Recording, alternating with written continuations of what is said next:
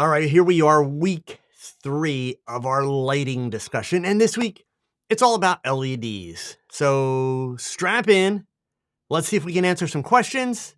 Let's see if we can clarify some misconceptions and learn a little bit more about lighting. Stay tuned.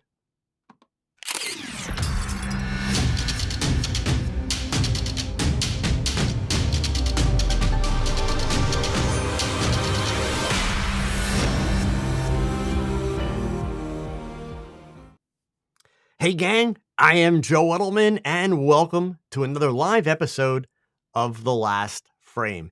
It's Wednesday, it's time to talk some photography. You guys know the drill. If you are here on YouTube, in the chat, leave me your name, let me know where you're from, check in, let us know you're here. And if you're on Facebook, in the comments, let me know your name, let me know where you're watching from. It's always cool to see where people are tuning in from. All of you are part of an ever-growing community of photographers in more than 100 countries that tune in weekly to check out The Last Frame. And for that, I thank you, and I'm going to work my butt off in the next 60 minutes to help you improve your photography. Already tonight on YouTube, we've got Jack from Alabama. I don't get a lot of people from Alabama. Nice to see you, Jack. Alan in Denmark. Zombie Snipers here from Canada. FN89 also from Canada. Alvin in Virginia. Nicola in Italy. Who else we got? Pateo in Switzerland. David out in San Diego. Let's see. Steven's here in Canada. Vlad from Sarajevo. How cool. We've even got Lynn from New York. So seriously, gang, thank you. So I want to dig in tonight. Just like I've done the last 2 of these, I'm not going to prepare, or I haven't prepared a big script for you. I don't want to shove a lot of information down your throat. I want to be very clear. Hey, on Facebook, we've got John from Nebraska and Craig from Australia. Happy Thursday, Craig. So I guess I should say this right out of the box. Disclaimer. This whole lighting conversation that we've been having from 2 weeks ago to tonight, I'm not trying to sell you anything. I'm not trying to say you should go buy new lights. And if you have strobes and you're happy with your strobes, I'm not saying you should get rid of them and switch to LEDs.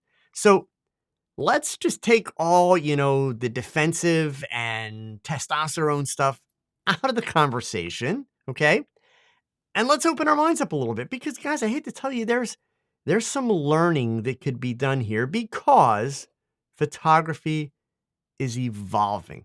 It simply is, right? And more so than the lighting that you're using, because, there's a lot of cool lighting coming down the pike, both strobes and LEDs, right? But more so than the lighting, the cameras that you're using are evolving. They're changing.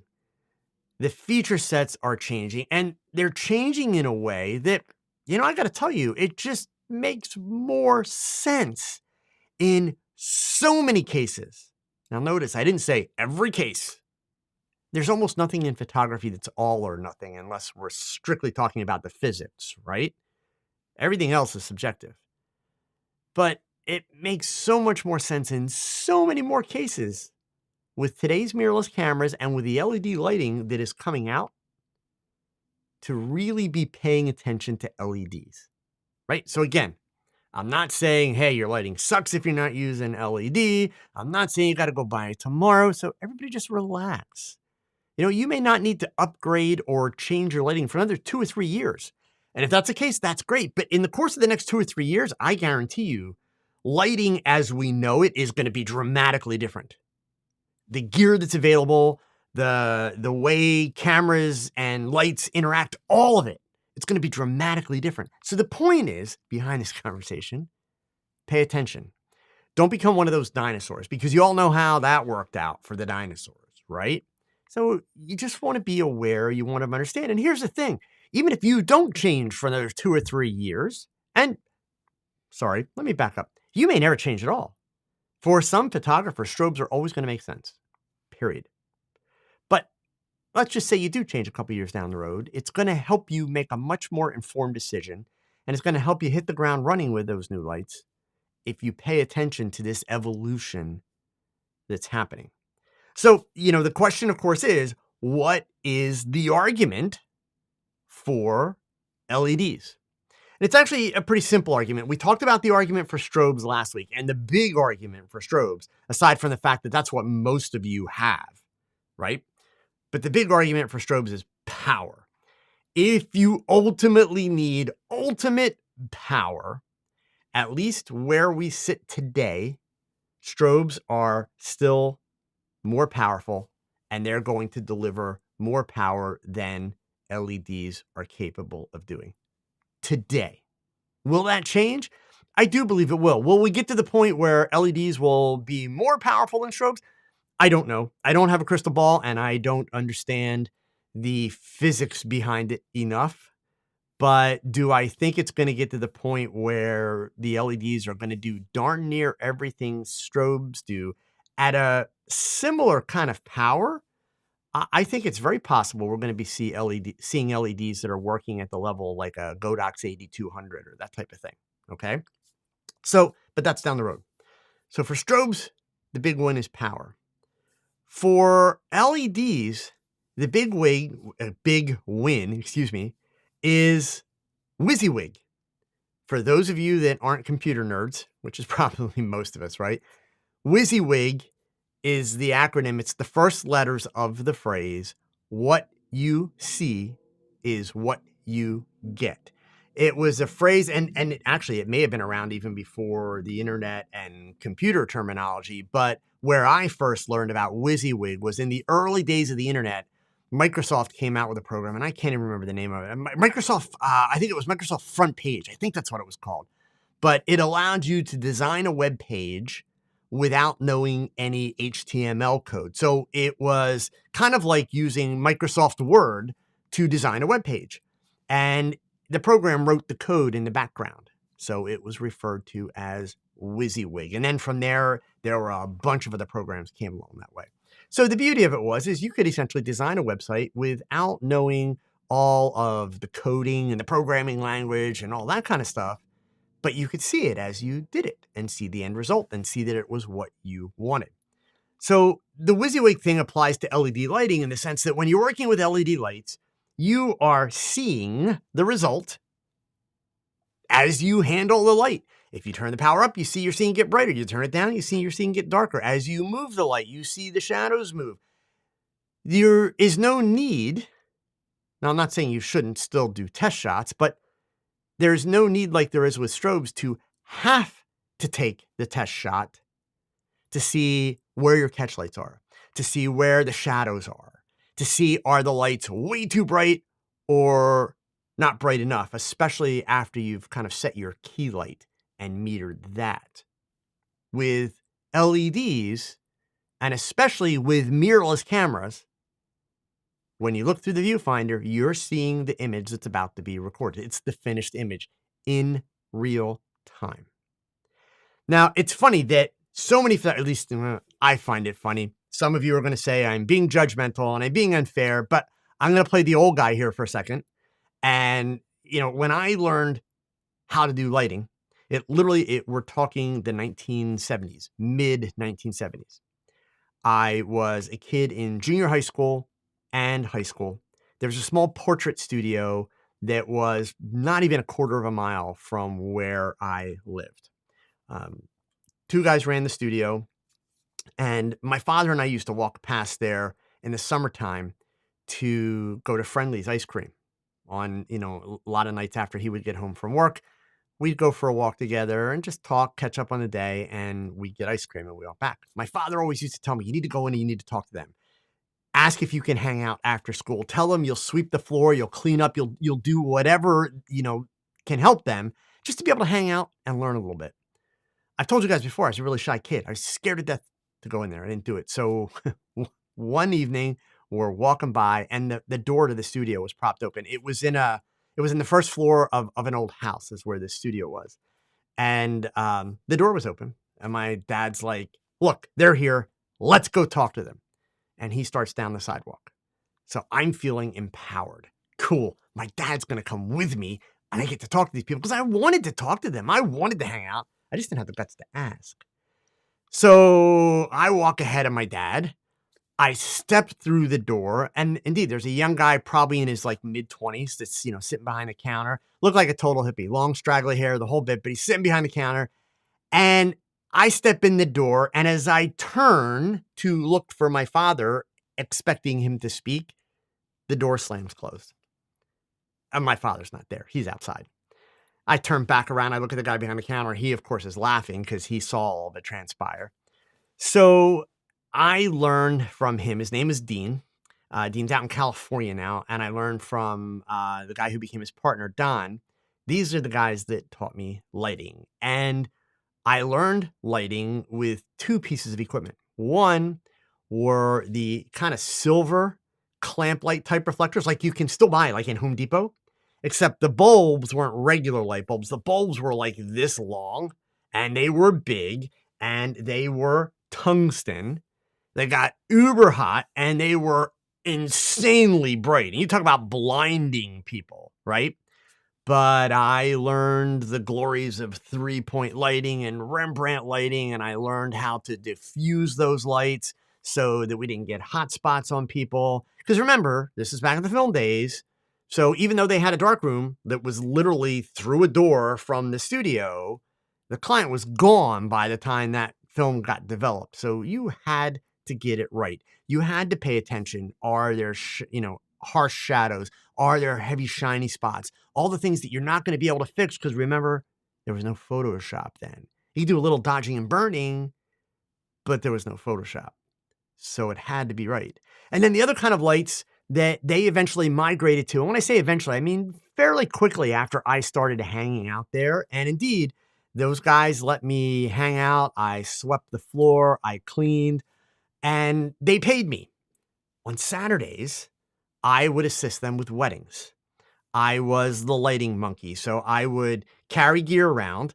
And if they wanted to use a slave, well, they used to call them slaves. We don't call them slaves anymore. But if they wanted to use an accessory flash, auxiliary flash, second flash, like in a church for lighting, I would like stand in a corner and hold that flash up. And the triggers, by the way, no electronic wireless triggers like we have now. The triggers were optical.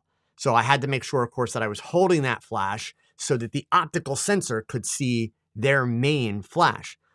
My pay for the week was the best cheesesteak in town. And let me just say, it was one of the best jobs with the best paycheck I ever have had, okay? But it evolved to where, indeed, we were using flash, and we were using the flashes that were referred to, and are still referred to, even though a lot of young photographers have no idea what these are, but they were referred to as potato mashers. They were the famous Honeywell strobes, which basically were the handle with the oval-shaped head, looked incredibly space age. And they were used by press photographers. They were used by all kinds of photographers, and they were essentially the earliest versions of speed lights. These came before the hot shoe and on-camera flashes, right?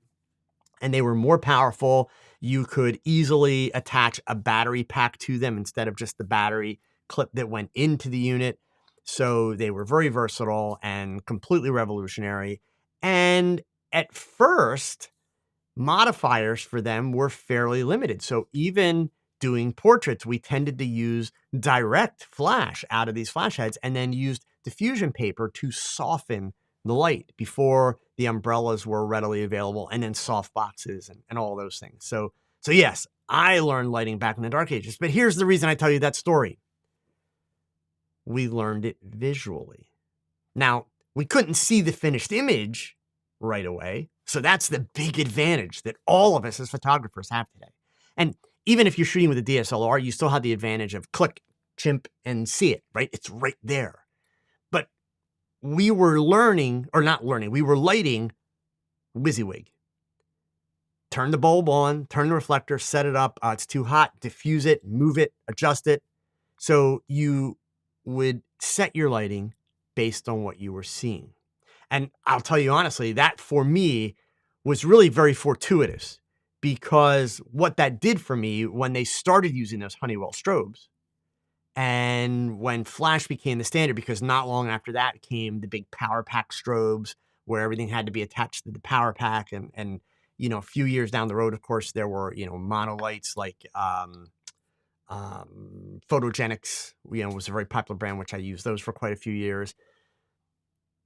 It made it a lot easier for me to adapt to flash because I already understood, hey, if I move the light too close, shoulders, things like that are going to get too close. If the light's here and I come too close, the head's going to be a lot brighter than the shoulders and everything else. I had already learned, and I did not know the phrase inverse square law, but I had already learned those issues that come up. And I learned them visually. I learned them with lights where I could see it happen, which was really a godsend, in hindsight. Now, here we are in 2021, and a lot of photographers are struggling simply with the concept of going back, because of the word back, to WYSIWYG lighting. But it's not a step backwards, right? It's really not. It's a leap forward because the lighting gear, and more importantly, the camera gear, has changed dramatically. So cameras, let's talk about that first, right? Because I know some of you struggle with this piece of it, and you struggle with this piece of it because people like me, for a bunch of years now, have been pounding the idea, always shoot at base ISO. Always shoot at base ISO. And that's because there wasn't a great reason to not shoot at base ISO. So let me explain that, because I know some of you are going to say, oh, now it's convenient for you to say that. No, not at all. When we were just using strobes, right?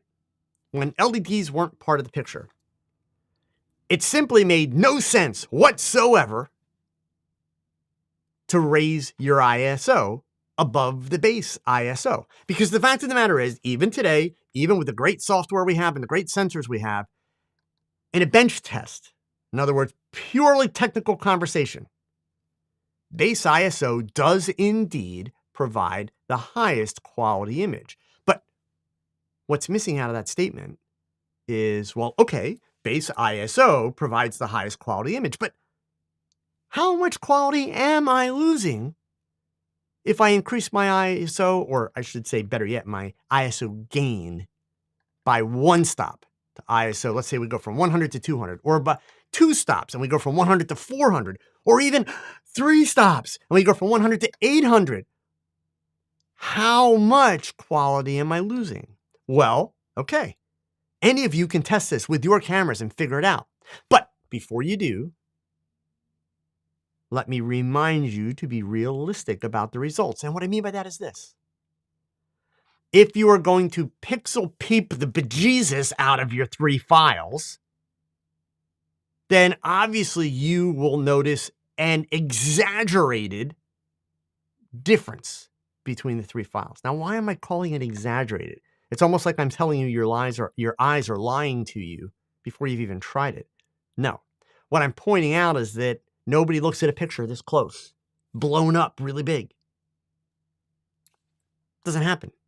So even if your image gets printed on a billboard, like my Micro Four Thirds image was on a 48-foot wide billboard, and if you go look at the video or go look at the images in the article, that image was tack sharp, razor sharp, at 48 feet wide from a Micro Four Thirds file. No noise. How's that possible? Well, it's possible because, number one, software has improved dramatically. I'm talking the software that we process the files with and the software that the files get printed with at 48 feet wide. The same with prints. Zombie Sniper Trevor, thank you so much, man. I appreciate it, really. I'm also talking about the idea that even if you make like a 16 by 20 print, and by the way prints are priced, if you're going to make some prints for your home, don't stop at 16 by 20, man. Make yourself a big 4-foot print. Like, go for it. Because 1, it's not that much more expensive. And 2, I hate to tell you, but your files can handle it. Now, when that print comes back, if you're going to get a loop and be like, yeah, you'll notice some noise. Of course you will. But how often are you going to walk into your house, grab a loop, and walk up to the picture and say, oh, yeah, the noise is there. Let me go eat dinner. Like, really? Come on. How ridiculous is that? This nonstop debate that we have is just so ridiculous. The fact of the matter is, and I just saw somebody say FN89, I've noticed people don't factor in viewing distance at all. And you, sir, are absolutely right. And allow me to digress for a moment. Okay. This is just one of those stupid arguments that exists in the photography world. And you know what? I've been guilty of participating in it. So many people have. In fact, before I logged in here tonight to set up the show, I saw on one of the photography blogs, I saw that there was a video, Frono's Photo, and a bunch of other YouTubers were involved in it. We're talking like Peter McKinnon, all these guys, okay? And it was, could these YouTube photographers tell the difference between a Sony file and a Canon file? So first of all, before you all go looking for it, please just bear with me a second. This was a 13-minute long video where you don't learn squat, except at the end of the day, these YouTube photographers, because they're the ones that we should be paying attention to, they couldn't tell the difference. Shocker. Why do we have these arguments? Like, literally, why? I don't like the look of a Canon file. Does that mean Canon sucks? No, Canon are damn good cameras. In fact, they're selling more than anybody else right now, aren't they? Come on. That's my personal taste. No different than some people prefer Fuji. I like Olympus. Some people like Sony. Good. If that's what you like, it's just like some people like Chevy, some people like Ford. Others prefer a Japanese car. That would be me. So come on, right? What's the point? So it's the same, when we get into this lighting thing. This is not a cut and dry, one is better than the other. No. And the other thing I hate to tell you, you're not going to find one light that does everything you'll ever need as a photographer. It's no different than you're not going to find one camera that does everything you'll ever need as a photographer.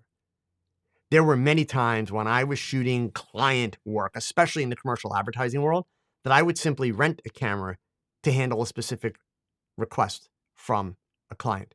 Even after I went all digital, it was about 2004, 2005, somewhere in there.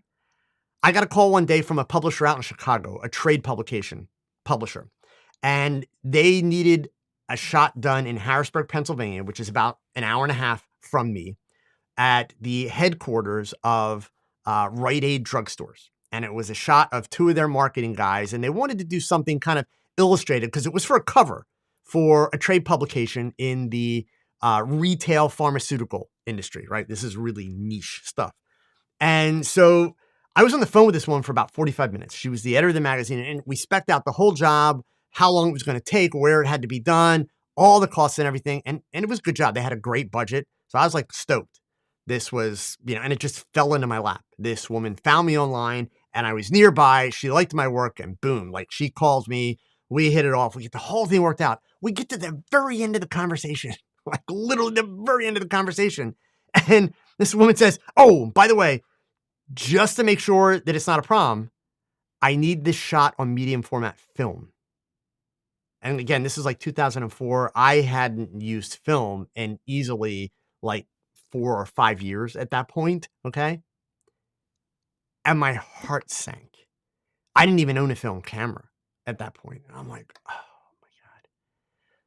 So I have two thoughts in my head at that point. Well, three. One, really good paying job. I don't want to lose this gig. Two, I do not feel comfortable at that point. If my goal is to produce the best possible work that I can produce, especially knowing it's going to be for a cover, I don't feel confident enough in exposing color transparency film, having not done it for almost 5 years. And then three, I don't have a film camera. So it doesn't mean I was going to let the job go. So I told her, well, here's the deal. I don't own film gear anymore, but I can rent it, but I'll need an assistant if I'm going to do film gear.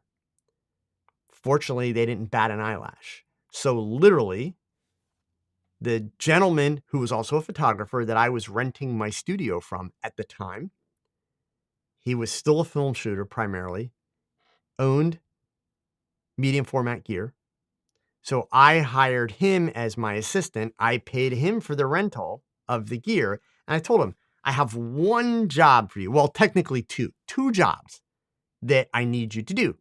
One, load the film in the camera. Two, use the light meter once I set up my lighting and make sure that I'm exposing that film at the perfect exposure. And it had to be perfect because I was not going to have a lot of time with these two gentlemen. So we set up and we did some test shots and even did a couple Polaroids before they got there. But once they got there, I was on a really, really tight window. And they were both holding these like clothing baskets full of merchandise, okay, in the shot.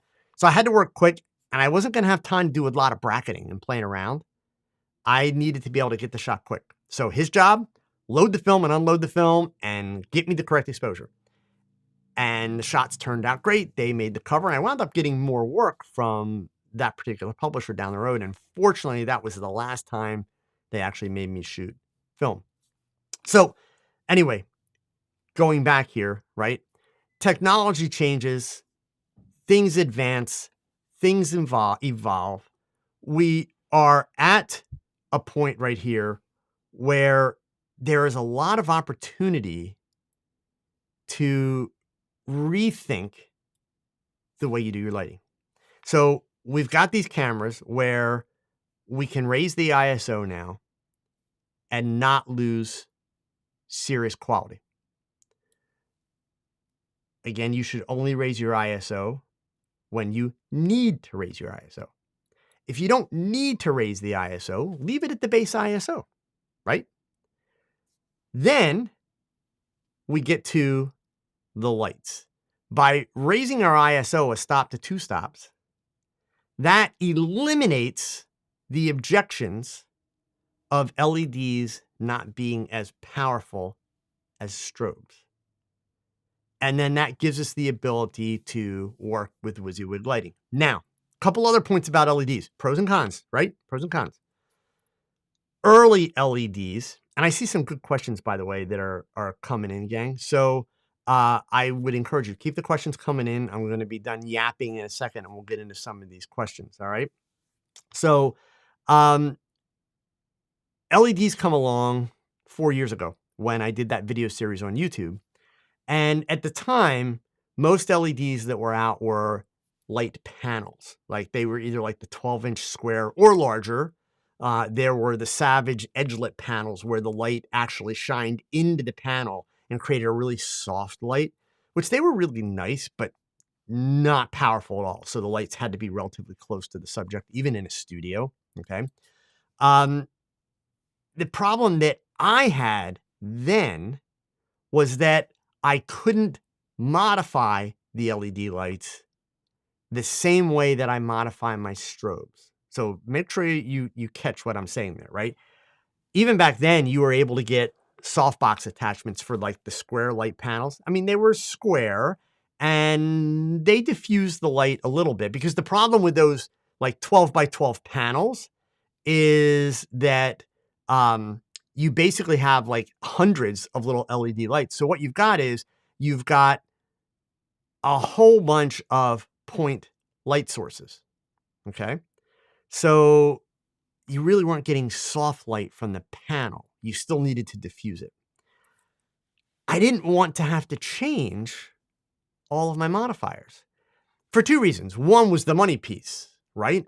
I had a lot of modifiers. I still have a lot of modifiers. I don't want to say, oh, well, I'm going to switch to LEDs and then have to buy all new modifiers. That would suck. More importantly than the money, I know it's hard to say more importantly than the money, but seriously, more importantly than the money, if I had to get completely different modifiers, it would also mean I would have to change the way I think about my modifiers. That's the piece that was the deal breaker for me 4 years ago. I liked my beauty dishes. I liked my octa boxes that I was using. I liked the rectangular soft boxes that I was using at the time. They were my go-to modifiers.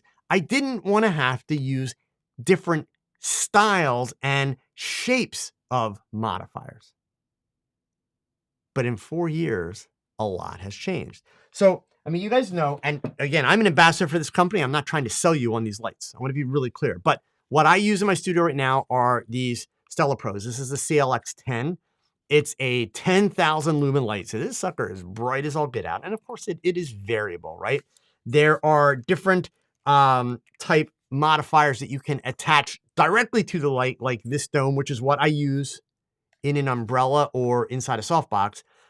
It's a single chip LED, but you can also get what they refer to as optics that are basically Fresnel lenses that will throw the light a little bit further and also narrow the spread.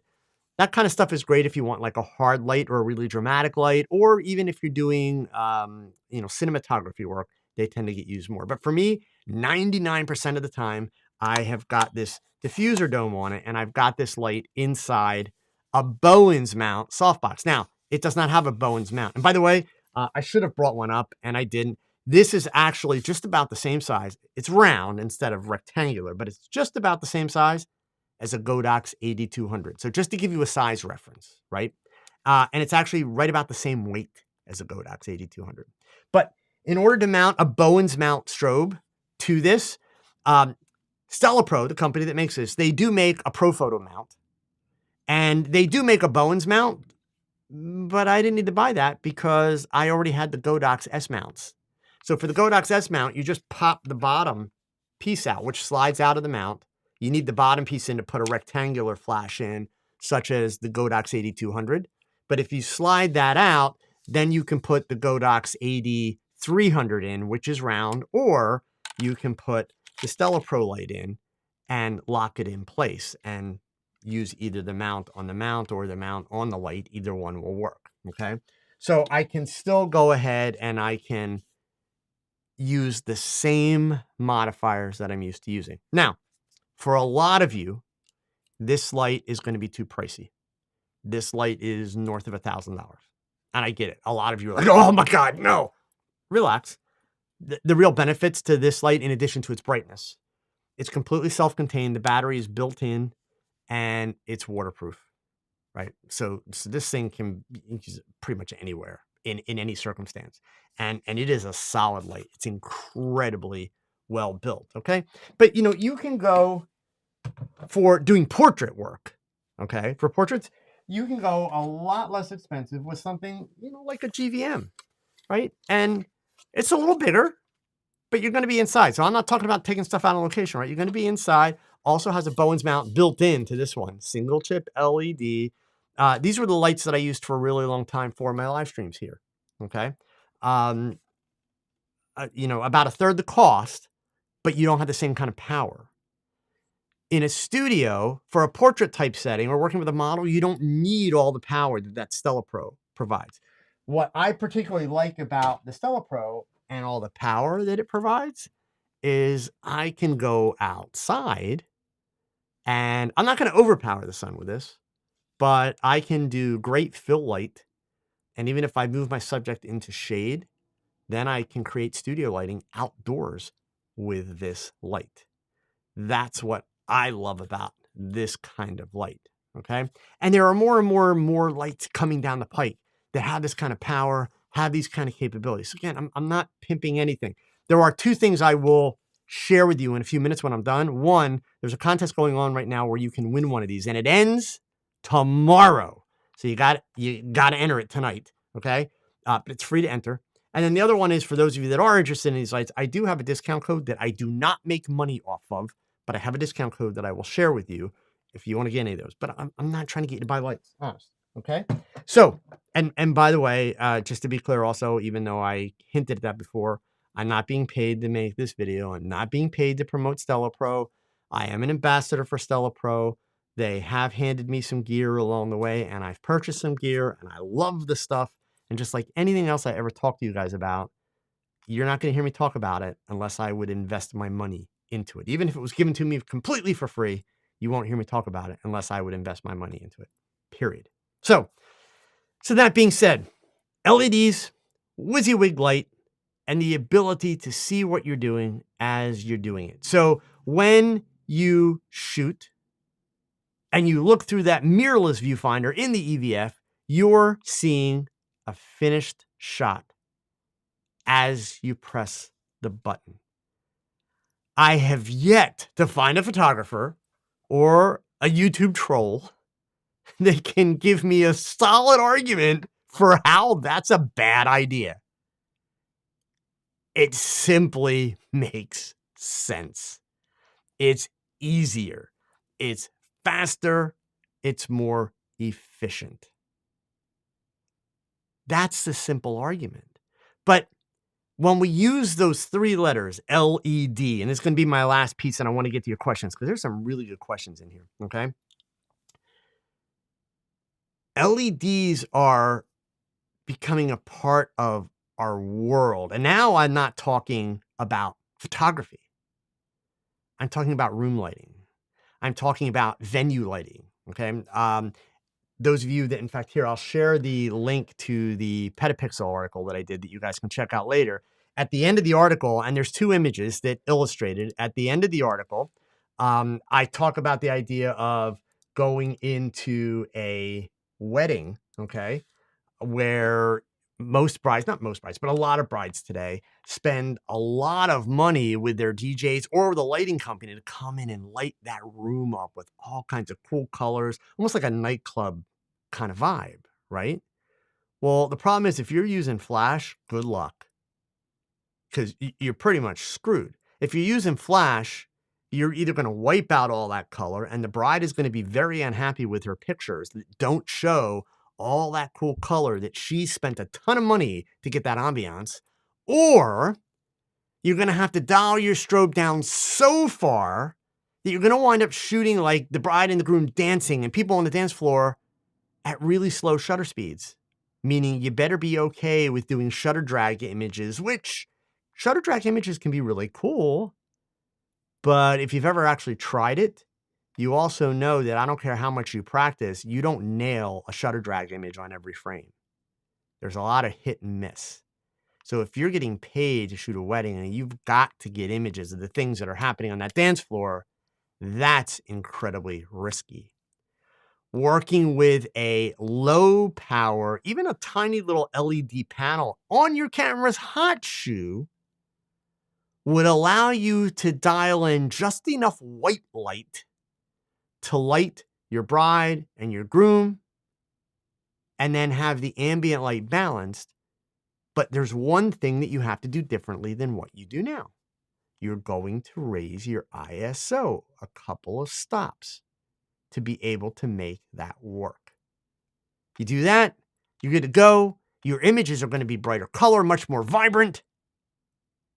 So let's get a couple questions here. So Cooley is asking, what is the setting for white balance for LEDs? Cooley, that depends on the LED that you buy. The blue glow that's behind my shoulders is coming from an LED, and that's an RGB LED. So it's a 5600K white, but then the colors all, of course, change that. And it also does a tungsten setting at 3200K. So it depends on the light. If you start shopping around and looking at LED lights, you will notice that there's a couple things that you need to look at with LEDs. And for this, I'm going to refer you back to the videos that I made 4 years ago, gang. They're on YouTube. In fact, here, let me open up a browser and I will get you guys. I'm going to refer you back to the videos that I made. Let me get you guys the link for the one that's going to talk about this. With LEDs, one of the big things that you need to worry about is something called CRI. So this is the first video in the series. I'm going to share the link here in the chat and also on the Facebook chat, okay? So that you guys have that. That will explain to you all about CRI, what you need to be paying attention to there, because there's a question coming up in a few minutes with some DIY stuff, and we're going to get back to this CRI topic, okay? But it's going to vary from light to light cooling, okay? So scrolling back up here, keep the questions coming, guys. We got some time here. Agreed. I've had the panel from Trevor. I've had the panels, but never really used them beyond the testing stage. I now have the Godox S160, and I actually use it regularly. Plus, it fits the current softboxes, and that's the key, right? A lot of the reason why so many photographers panic when they start hearing talk about LEDs is like, oh, but I've got all this money invested in strobes, and I have all these modifiers. If you get the right LEDs, meaning the newer, more modern LEDs that are coming out, they fit your modifiers. So it's a win-win.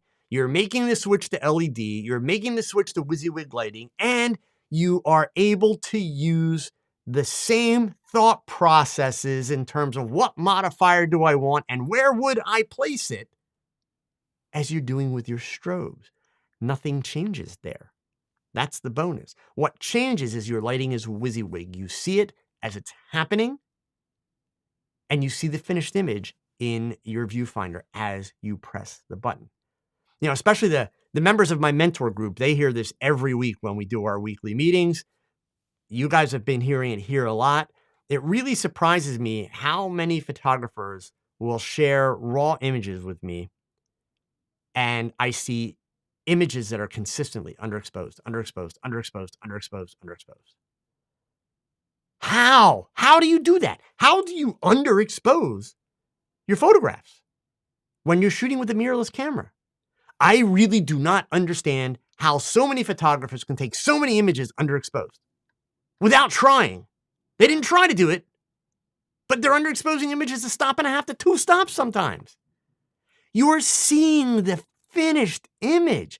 How do you possibly take that picture? Unless it was something that was going to be going so fast you just had to get a grab shot. How do you possibly take that picture without adjusting the exposure? Right? This is one of the great things about the cameras that you have. And this is why I'm having this conversation, to also try and make you all understand. You need to really get your head around the real benefits of mirrorless cameras, because they are totally changing the industry in what I honestly feel is a great way. Alvaro, if the model is going to move like on a stage, it's easier to achieve uniform lighting with many LEDs and with many flashes. See, Alvaro, I would actually have to disagree with that. Maybe it's easier for you, and that's cool. If it's working for you, that's awesome. I'm not saying that it's not possible to do with LEDs, but I'm just saying I don't know so much that it's easier. If we're talking about the WYSIWYG aspect, Alvaro, like being able to see it when you set it up, oh, of course, I'm with you 100%. But certainly, could we, light a whole stage and get it even with strobes? Well, yeah, I mean, photographers have done that for years. I am not dissing strobes, right? I'm not saying strobes are bad or anything like that. So yeah, Alvaro, I don't think that we actually agree in principle, but I just want to be clear with the way the statement's, written. We could do it with strobes, okay? I think what makes the LEDs easier is the fact that you can see it when you set it up. So if that's what you're talking about, I completely agree with you, okay? From Jack, can you tell me why I don't like my Rotolight? A serious question. Why you don't like your Rotolight? I'm not sure why you don't like your Rotolight, but there's a bunch of reasons I don't like the Rotolight. He goes on to say, I know you aren't a fan. It just doesn't seem to produce light like their promo show. So Jack, that's a great question. So let's talk about that for a second, right? Here's the thing. When you guys see these ads for lights, any light, any brand, right? It, of course, looks really cool. Do you think the company is going to show stuff that, looks bad, right? Now, let me be really clear before I finish this, because in no way am I implying that Rotolight misleads in their ads. No, no, no, no, no, no, no, no, no. Those pictures are legit, right? And we're not, I don't want any comments about how people feel about Jason Lanier or any of that. Leave that out of this conversation. But he is back to being a Rotolight ambassador, and he's the guy that did, like, with the Rotolight Neo and all those, he's the guy that did a lot of their videos for their releases, right? So here's the thing, Jack. What you have to really look at when you look at those videos, and Jason Lanier does this in a lot of his videos, and he's not trying to scam anybody, but he's also not being a good teacher. And here's what I mean. So he'll take those tiny little rotolights, which, they're about like this big around. I get it. They make bigger ones if you got a couple grand, right? But the ones that are really popular, they're like this big, right? And he goes out like at night and the finished picture looks really cool. And then people like you, Jack, get it and you just kind of can't get the same kind of light. So there's a couple reasons why that's happening. Number one, you're probably not actually super, super good yet at lighting in the first place. So when Jason Lanier does those shots for Rotolight where he's shooting at night and he's got all the cool bokeh in the background and the model looks great, there's two things that you have to really pay attention to, especially since he's Mr. F1.8 for everything he likes to shoot, right? He's the guy who famously says, why would you buy a 1.8 lens and not shoot at 1.8, right? Like, that's almost intelligent. So anyway, what he does is, number one, he makes sure that he gets his exposure for his ambient light first. Now, what does that sound like? It sounds just like shooting with strobes outdoors in the daytime. That's the way you set your exposure for strobes outside in sunlight. Set your ambient light exposure first, and then you're going to dial the strobe up or down to get the look that you want on your subject in relationship to the background. Boom, done, right? He does the same thing at night. The other thing he does, though, the way he manages to get the full face in focus when he's shooting at 1.8, and the way he manages to get no harsh shadows is, number one, wherever the model's nose is, that's where his light is. So the light on the face is even though it's essentially direct light. Like, there's no modifiers on those things. That's it.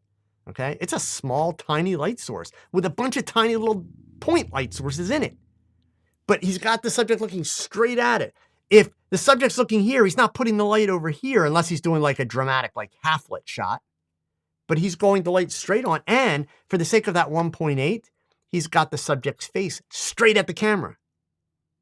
So the eyes, imagine this is the subject. The eyes are parallel to the digital sensor. He doesn't have the subject turn their face where one eye is closer and one eye is further, because then one eye would be out of focus. So, Jack, those are the things that you've got to watch.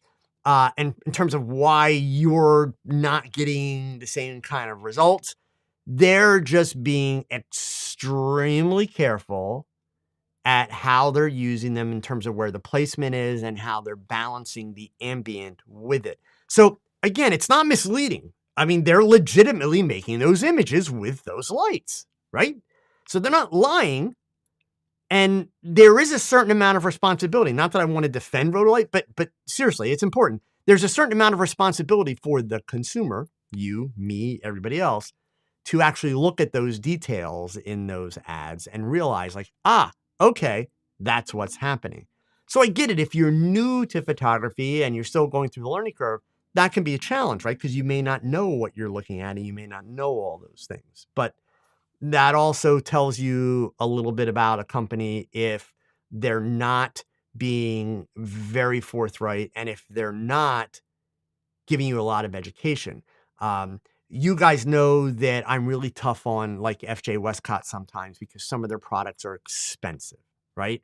But I always say in the same sentence, they make very good stuff.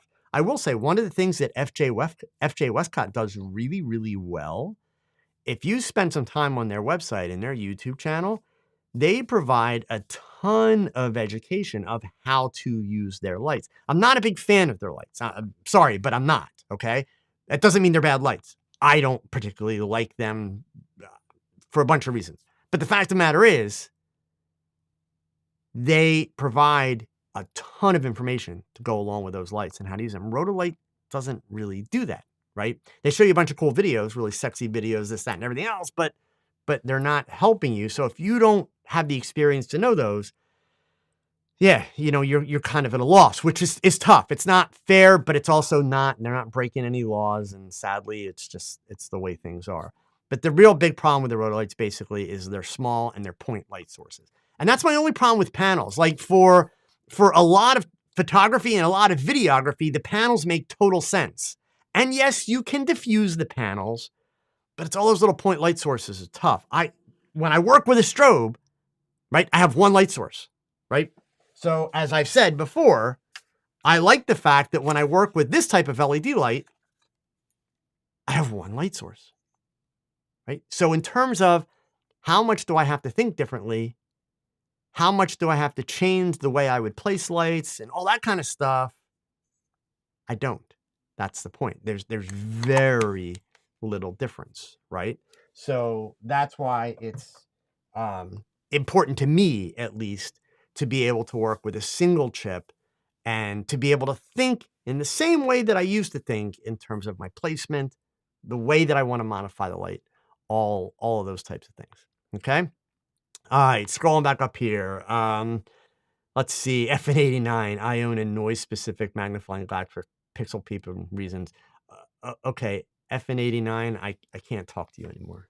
I'm gonna pretend that I didn't even read that because I love your username, but why would you want a pixel peep? Never mind. Anyway, uh, so let's just see here. Scrolling back up. Pateo, those 500 watt and 1000 watt bulbs are so familiar. And man, if you ever touched one of those bulbs, oh, that was like instant burn, skin like bubbling off of your fingers. If you touch those suckers, they just were ridiculously hot. And indeed, most of the fixtures that you used them in, those bulbs were exposed because they put out so much heat, they couldn't put them like in contained fixtures. And you had to be really careful if you did put a gel or diffusion material over it. You had to keep it a good distance off of that bulb because you could be like 6 inches off the bulb and it would still melt the diffusion material. So they were brutal. Okay. Let's see. Alvin, part 2. All right, let's find Alvin's part 1 here. Have any of you played with LED work lights? Is it an option to keep costs down? Alvin, really? You're asking a question like that? It just so happens, Alvin, I have a video, but before the video's still online, so I'll share it with you guys. But I've learned a whole bunch of things since I made that video. This video is 5 years old, right? So here, I will copy the address for it. Let me show you the this is the cover art for it right here. DIY LED studio lights, less than $300 for a 4-light set. These are with shop lights, Alvin. But here's the thing. Previously, before I did that video, I had done a similar video with similar fixtures with fluorescent tubes, which were actually kind of nice. They had the drawbacks when it came to catch lights and things like that, but they were kind of nice. The DIY tubes still had little chips in them and still actually made rather harsh light by comparison. So, could you do something like that, Alvin?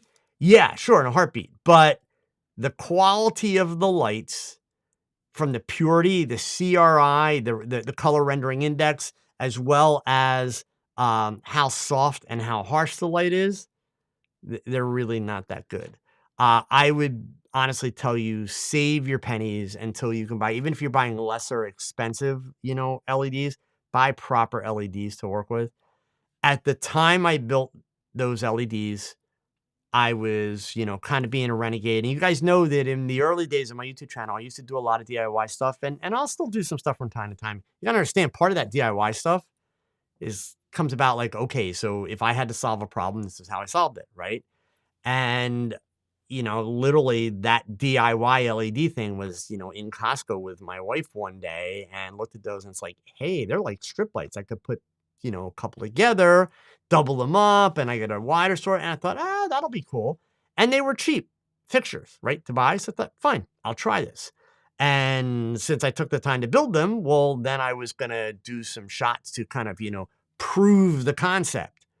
So does it work? Yeah, it works. Is the color quality as good as I could get from a strobe or get from the new modern LEDs? Definitely not. And is the softness of the light what I would want ultimately? No. So the next question then you should ask is, so do you still have them? Do you still use them? No. I disassembled them and I actually do use them for shop lights. At this point, they're in my garage. So they just ultimately weren't really great lights. And so, Steve, you had also asked, how about any DIY LEDs to reduce the cost? At this point, I have not found any inexpensive features that have good enough light quality for what I would want in my images. And indeed, Steve, you asked, or as the price is coming down fast enough that it's not worth doing the DIYs. I would actually say when it comes to building sets of lights, because keep in mind, your light's everything in a picture, right? It's everything. So I would not DIY the lights at this point. The cost of lighting, both strobes and LEDs, is coming down to a point where you can do good light with a reasonable investment, but I wouldn't DIY it. So okay. Let's see here. And Joe, if I miss it, how do you know what size is LED to buy based on the size of the modifier? So it's not about the size of the LED to the size of the modifier, not at all. Okay.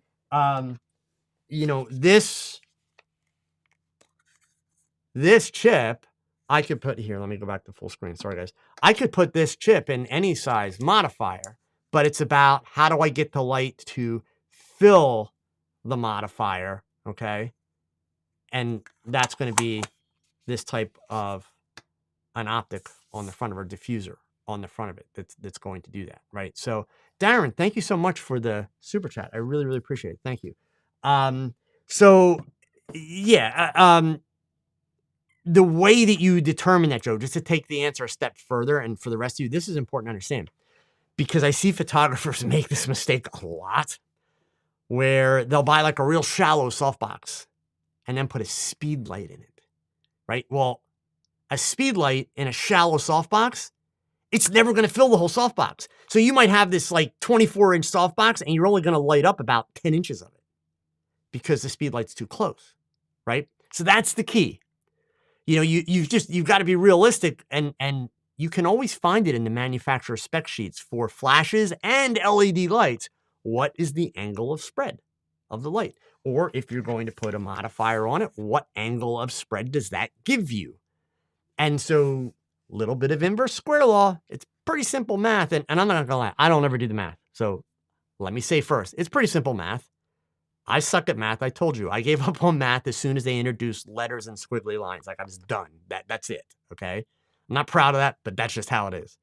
So basically, I can look at the depth of a box that I'm looking at using, and I can simply ask the question, the way this is designed, is it going to spread far enough?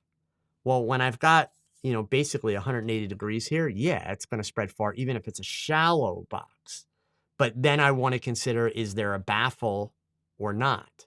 Because even though this will spread for the whole box, the bigger the box gets, I'm still going to have light fall off on the far, dimensions of it. So got to experiment a little bit in that sense. But it's not a matter of, here's the size of the chip, what size modifier? Not at all. And that's the same with strobes, right? The physical size of the strobe has no bearing on the modifier that you use. You choose your modifier based on what are you photographing, what distance are you going to place the modifier, and how much of the subject do you need that modifier to light. That's how you're going to choose your modifier, okay?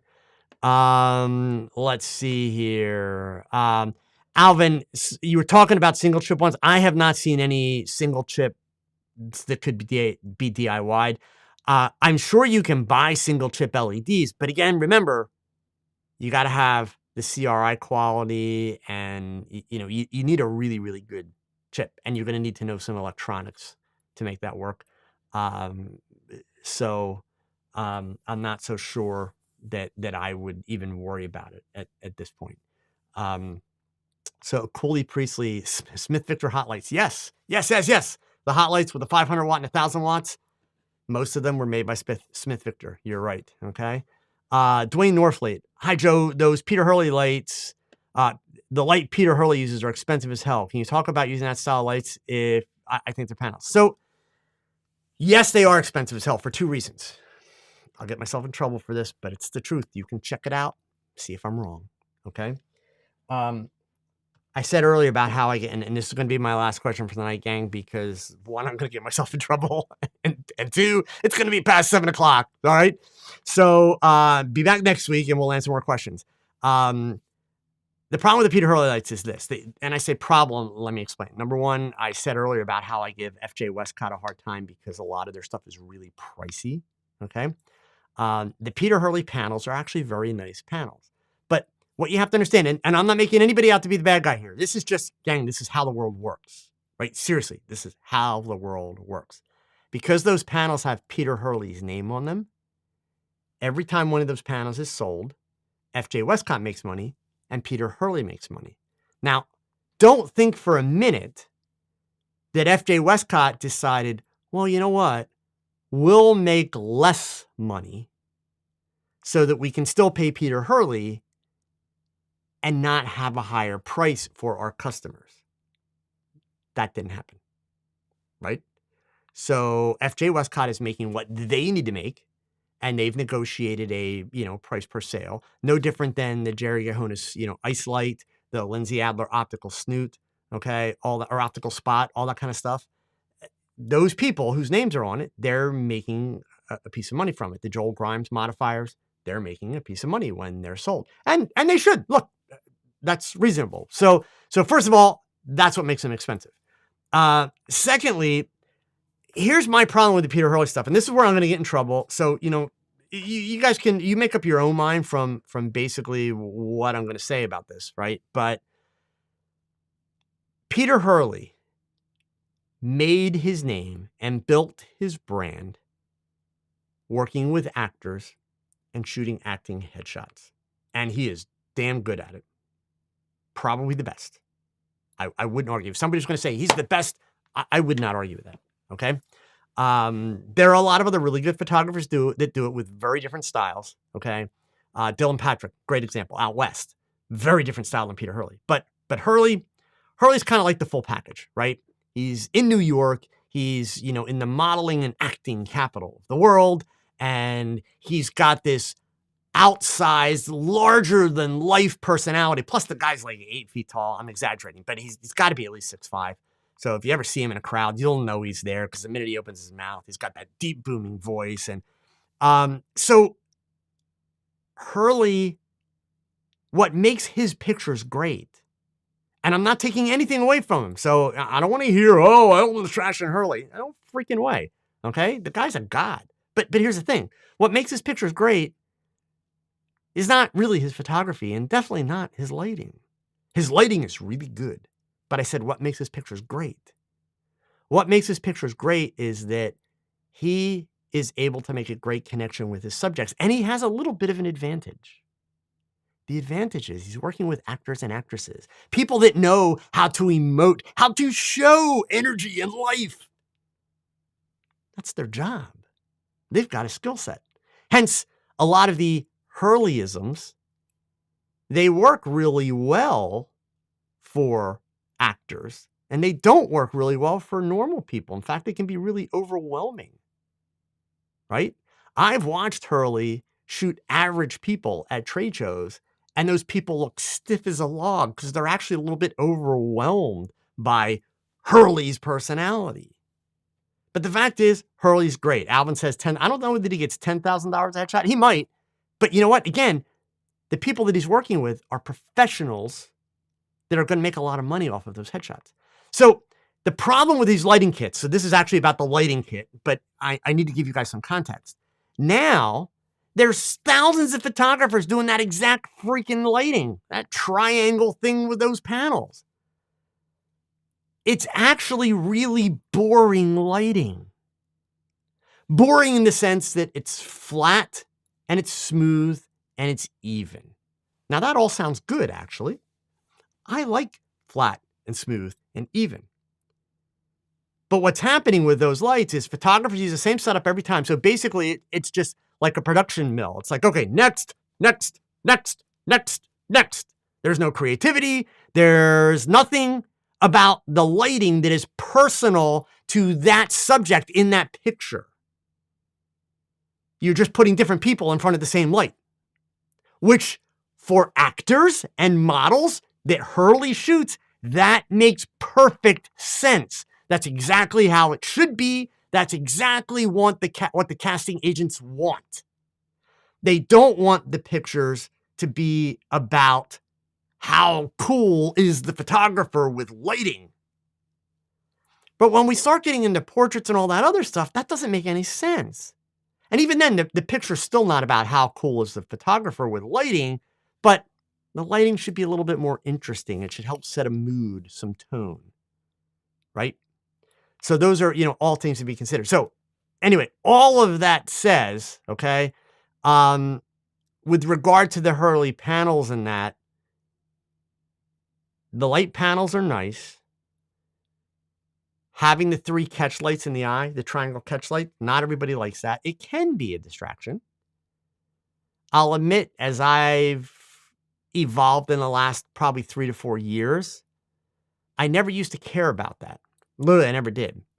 But the more that I started teaching and the more that people would ask about catch lights and the more that I talk about it, the more I started looking at it and saying, yeah, you know what? All those vertical catch lights that I used to do and all that kind of stuff, they are actually a bit annoying. And the reason they're annoying, that's not what our brain expects. Some science, by the time we're 2 years old, our brains are hardwired to expect that little dot catch light from the sun. And our brains are hardwired to expect light from above. That's why when you walk into a room, the lights aren't on the floor, which would be a lot easier to do. No, they're in the ceiling, right? So the challenge with that kind of lighting is those catch lights can kind of get in the way. They can kind of take a little bit away from the shot. And it's entirely a matter of preference. You notice you don't hear me saying it's wrong, right? It's a matter of preference. So yeah, the challenge there, Dwayne, I mean, obviously Hurley makes a ton of money and he is a god at what he does. And, he makes more money than I do. He's a smarter businessman, right? He's got, the whole Hurley crew and all that kind of stuff. Good for him, right? But basically what he's done is he's created this, massive group of disciples that basically shoot exactly what he shoots, exactly the way he shoots it. And I don't know, to me, that's kind of boring. I mean, it's a workable business model. These people are making money and they work very hard. I have a ton of respect for their abilities, but I am fortunate enough at this point in my career to be able to focus on creativity. And so for me, that's boring, especially since everybody's doing it. Like I don't want to be a disciple and do what everybody else does. And God, I would hope that you guys that follow me, don't ever try to be me. Don't ever try to do what I do. Do it for the sake of practicing it to learn it. Hell yeah. But if you're not doing it with the idea that I can do it better than Edelman, you're basically asking yourself to fail. You're ensuring that you're going to fail before you even start. Why would you do that? All of you have the ability, if you're willing to work hard enough, you all have the ability to do it better than me. And I'm here helping you, right? That's the idea. So hopefully that's the way folks would approach it. So I told you guys about the Stella Pro giveaway, right? So again, this ends tomorrow. I am so late tonight. My goodness. This ends tomorrow. So if you're going to sign up tonight. Like as soon as we get done here, let me put the link in. There it is. So don't miss the opportunity. Again, it's free to enter. It's a thing that's being co-sponsored by PPA and Stella Pro. In fact, I thought I had it up here. Do I have it? Yeah, I do. I can show you. So this is it. This is the page that link's going to take you to that I posted there. It's the Stella Pro CLX10. So it's the light that I've been showing you all night long. Okay. You scroll down and, you fill in your information, hit submit, and you're good to go. But again, the deadline is tomorrow. So that's a $1,200 light, $1,300 light, actually. So make sure you enter tonight if you want to have a shot at it too. And also one last thing I have for you folks, and I'll share this again next week early in the show for those of you that miss it. You might remember a couple of weeks back, I did a keynote presentation for Bedford Camera in Arkansas, Little Rock, Arkansas. They have very graciously, and this is not an affiliate link. I don't make any money off of this at all, but they shared with me a 5% discount code that you can, whoops, let me get that. Oh, it's too many characters. I see. All right, hold on. Let me change that. There, we'll do that, and then we'll put that in. There we go. Okay. So check it out. If there's anything that you do need to purchase anytime soon, there's a link, 5%. Enter the discount code TalkChat when it's done, and you get 5% off. Again, it's not an affiliate link. I don't make any money. They were just kind enough to share that. And you guys know that I do anything and everything possible to support local regional camera stores. B&H, Adorama, Amazon, they're awesome. I'm glad they exist. I do business with them too, but I also try to support the local camera stores as much as possible because they are super, super important to our industry and to your education. So support your local camera stores. All right. Okay, gang. Wow. Okay. So one, thank you all for taking part tonight. That was awesome. Hope to see you guys back here next week. If you're a member of my Facebook group, I will be doing another live image review tomorrow night. If you're not a member, what are you waiting for? Here's the link for the Facebook group. It's both on Facebook and on YouTube. And then one last thing, a quick favor. If you don't follow me on Instagram, please just go hit that button and follow me on Instagram. And by the way, when you're there, check it out because every one of my posts on Instagram, it's a lesson. Make sure you swipe. They're all carousels. You'll see lighting diagrams. You'll see gear lists. You'll see the little behind the scenes videos. Every one of the posts is a lesson. Check it out. All right, gang. As always, thank you so much. I hope you learned something tonight, but please go pick up those damn cameras and shoot something because your best shot, it's your next shot, gang. Adios. Have a great week and stay safe. Take care.